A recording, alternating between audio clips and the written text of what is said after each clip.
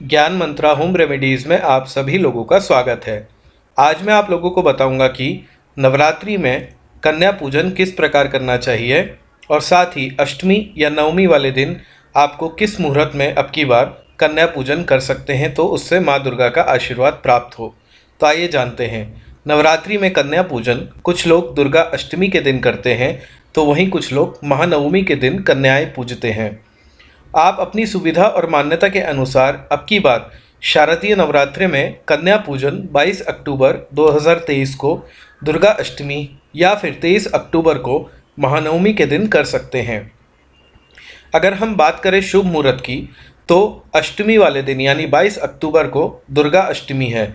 इस दिन सर्वार्थ सिद्ध योग सुबह 6:26 से लेकर शाम 6:44 तक का है। ऐसे में आप 22 अक्टूबर को सुबह 6:26 से कन्या पूजन कर सकते हैं।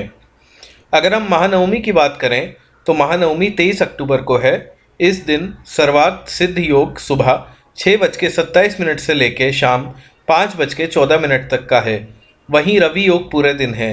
ऐसे में आप 23 अक्टूबर को सुबह 6:27 के बाद कन्या पूजन कभी भी कर सकते हैं।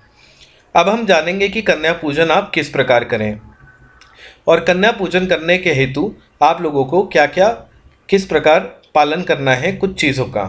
तो आइए जानते हैं। अष्टमी या नवमी के दिन कन्या भोज के पहले कन्या पूजन किया जाता है। इस दिन कम से कम 9 कन्याओं को आमंत्रित करें घर में।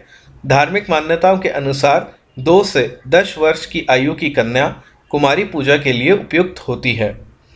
सभी कन्याओं को कुश के आसन पर या लकड़ी का पाट पर बैठाकर उनके चरणों को पानी या दूध से धोएं। फिर पैर धोने के बाद उनके पैरों में महावर लगाएं, उनका श्रृंगार करें और फिर उनके माथे पर अक्षत, फूल और कुमकुम का तिलक लगाकर उनकी पूजा और आरती करें। इसके बाद सभी कन्याओं को भोजन कराएं। साथ ही एक लंगूरिया यानी एक छोटा लड़का जो कि भैरव का रूप माना जाता है, उनको खीर, पूरी, प्रसाद, हलवा, चने की सब्जी आदि आप खिला सकते हैं। भोजन करने के बाद उन्हें दक्षिणा दें। अपने सामर्थ्य के अनुसार उन्हें रुमाल, चुनरी, फल और खिलौने देकर उनका चरण स्पर्श करके उनसे आशीर्वाद लें और साथ ही उन्हें खुशी खुशी विदा करें। कन्याओं को तिलक करके हाथ में मौली बांधकर गिफ्ट वगैरह आप उनको दक्षिणा आदि के रूप में दे सकते हैं और उनका आशीर्वाद ले सकते हैं। फिर उन्हें विदा किया जाता है। कुमारी पूजन में ये बालिकाएं देवी दुर्गा के विभिन्न रूपों को दर्शाती हैं। कुमारिका, त्रिमूर्ति, कल्याणी, रोहिणी, काली, चंडिका, शंभवी, दुर्गा और भद्रा। कन्याओं की आयु 10 साल से ज़्यादा नहीं होनी चाहिए। साथ ही कन्या कुमारी को पूजन से धन, 3 साल की त्रिमूर्ति को पूजने से धान्य, 4 साल की कल्याणी को पूजने से सुख, 5 साल की रोहिणी को पूजने से सफलता, 6 साल की कालिका को पूजने से यश, 7 साल की चंडिका को पूजने से समृद्धि, 8 साल की शांभवी को पूजने से पराक्रम, 9 साल की दुर्गा को पूजने से वैभव और 10 साल की कन्या सुभद्रा को पूजने से सौभाग्य की प्राप्ति होती है।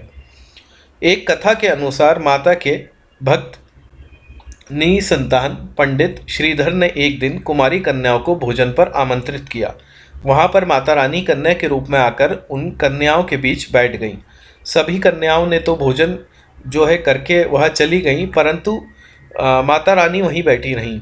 उन्होंने पंडित श्रीधर से कहा कि तुम एक भंडारा रखो, भंडारे में पूरा गांव को आमंत्रित करो। इस भंडारे में भैरव भी आएंगे और उसके अंत का इसी प्रकार प्रारंभ हुआ। तो कहने का यह मतलब है कि माँ किसी भी रूप में आपके घर में आ सकती हैं। साथ ही जो एक लड़का आएगा, छोटा सा बच्चा, वो भी भैरव का रूप में आएगा। उसको भी आप उसी प्रकार पूजा पाठ करें जैसे बाकी कन्याओं की करेंगे। तो अभी के लिए बस इतना ही। अगर आप और अधिक जानकारी चाहते हैं तो हमारा चैनल ज्ञान मंत्रा होम रेमेडी सब्सक्राइब कीजिए। धन्यवाद।